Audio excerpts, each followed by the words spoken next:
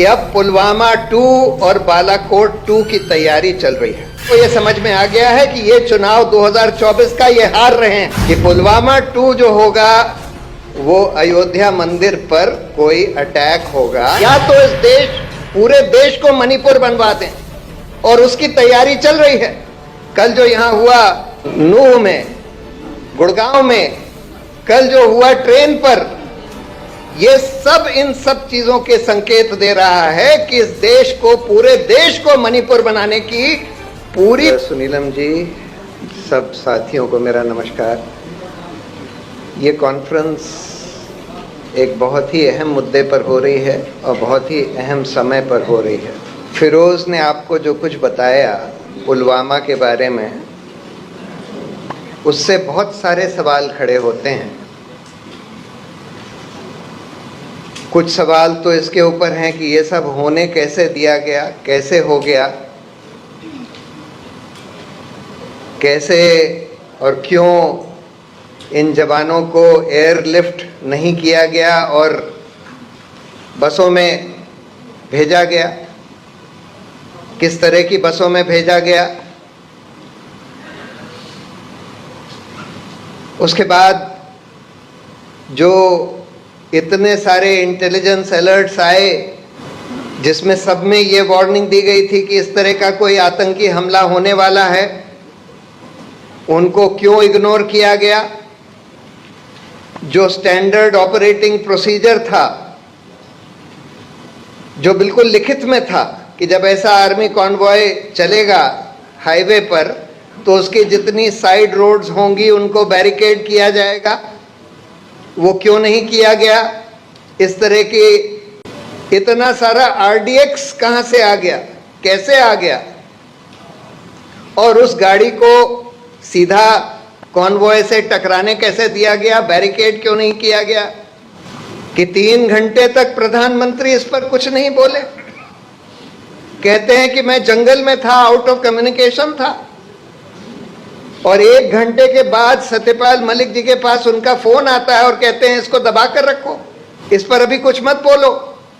सबसे बड़ा सवाल यह है कि इतना बड़ा इंसिडेंट हो गया, इतने सारे हमारे जवान शहीद हो गए, उसके बाद कहते हैं, सरकार कहती है कि हमने कोई इंक्वायरी कमेटी बनाई हुई है।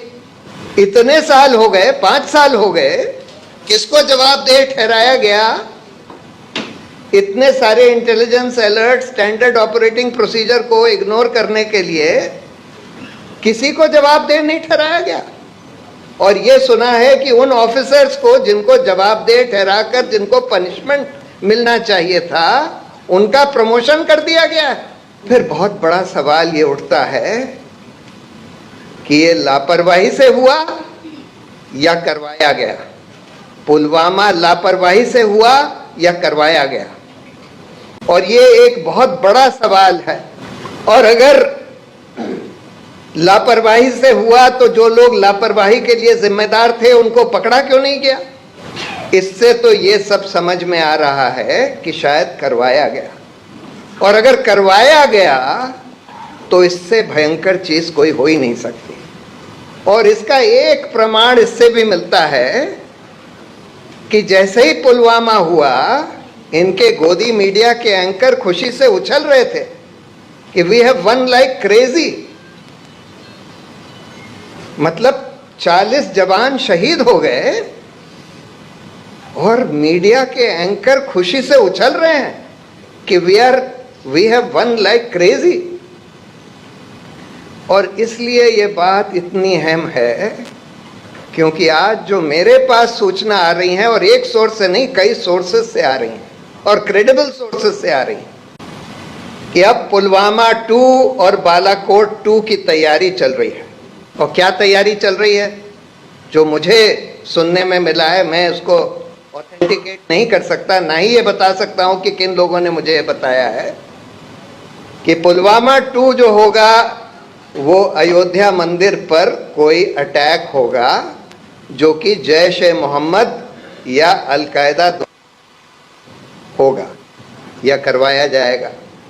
और बालाकोट 2 जो होगा वो पाकिस्तान ऑक्यूपाइड कश्मीर में इनकर्जन यानी कि ग्राउंड मूवमेंट, सिर्फ अब की बार बमबारी नहीं, अब की बार जो सुना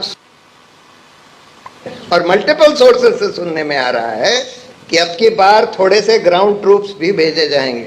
इसलिए नहीं भेजे जाएंगे कि हम पाकिस्तान ऑक्यूपाइड कश्मीर पर कब्जा कर लें, लेकिन ये दिखाने के लिए, जैसे बालाकोट में इन्होंने दिखाने की कोशिश करी कि भाई हमने पाकिस्तान के ऊपर बम गिरा दिए, वो बम से कुछ हुआ हो ना हुआ हो, बम कहाँ गिरे कुछ किसी को पता नहीं, लेकिन बम गिरा दिए और उसके आधार पर चुनाव बिल्कुल 2019 का पलट गया। जहां पुलवामा बालाकोट के पहले ये सब लोग मान रहे थे कि अब की बार इनकी मेजॉरिटी नहीं आने वाली, पुलवामा बालाकोट से सब कुछ पलट गया। बहुत सारे लोग ये भी मान रहे थे कि उसके बाद भी इनकी मेजॉरिटी नहीं आने वाली। आज तो खैर हिंदू के अखबार में एक बहुत बड़ा लेख आया है कि जहां जहां बहुत क्लोज कॉन्टेस्ट था, यानी कुछ 100 का मार्जिन था, वहां वहां करीब करीब सारे इलेक्शंस में भाजपा जीत जाती है, और खासकर वो भाजपा रूल्ड स्टेट्स में। तो ये कैसे हो गया कि जहां इतना क्लोज इलेक्शन हुआ सभी में भाजपा जीत गई? तो ईवीएम में कुछ हुआ, कुछ और मैनिपुलेशन हुआ, ये हम नहीं कह सकते, लेकिन खैर अगर हम ये भी मान लें कि पुलवामा बालाकोट से इलेक्शन पलट गया, तो आज इसकी बहुत बड़ी आशंका है। और यही बात सत्यपाल मलिक जी ने हाल में एक इंटरव्यू में बोली, ये लोग चुनाव जीतने के लिए कुछ भी करवा सकते हैं। ये बात बिल्कुल सही है। जो प्रधानमंत्री 3 घंटे तक पुलवामा जैसे हमले के बारे में कुछ नहीं बोलता, जो प्रधानमंत्री 3 महीने तक मणिपुर के बारे में कुछ नहीं बोलता, और जिसके पिट्ठू एंकर खुशी से उछल जाते हैं जब हमारे 40 जवान शहीद हुए, वो लोग कुछ भी करवा सकते हैं, कुछ भी करवा सकते हैं। और इसलिए हमको आज बिल्कुल सार्वजनिक तौर पर सारे सिटीजन्स को, सारे ऑपोजिशन को मिलकर ये बात कहनी चाहिए। देखिए, ऑप इंडिया जो भाजपा का मीडिया ऑर्गेनाइजेशन है, उसमें ये छप चुके हैं अल कायदा जैश ए मोहम्मद के बयान कि हम लोग राम मंदिर पर, अयोध्या के मंदिर पर हमला करेंगे। अब अगर उस पर आपने, सरकार ने सिक्योरिटी नहीं टाइटन करी, और इतनी नहीं टाइटन करी कि वहां पर हमला हो ही नहीं सकता, और फिर भी अगर हमला हो जाता है तो हम क्या मानेंगे कि हमला होने दिया गया कि हमला करवाया गया? और इसकी बहुत आशंका है। ये मानकर चलिए, अयोध्या नहीं तो कहीं और हो सकता है। को ये समझ में आ गया है कि ये चुनाव 2024 का ये हार रहे हैं। ये सारे के सारे संकेत साफ हैं कि 2024 का चुनाव हार रहे हैं, और एक ही तरह से जीत सकते हैं। या तो इस देश, पूरे देश को मणिपुर बनवा दें, और उसकी तैयारी चल रही है। कल जो यहां हुआ नूह में, गुड़गांव में, कल जो हुआ ट्रेन पर, ये सब इन सब चीजों के संकेत दे रहा है कि इस देश को, पूरे देश को मणिपुर बनाने की पूरी तैयारी चल रही है।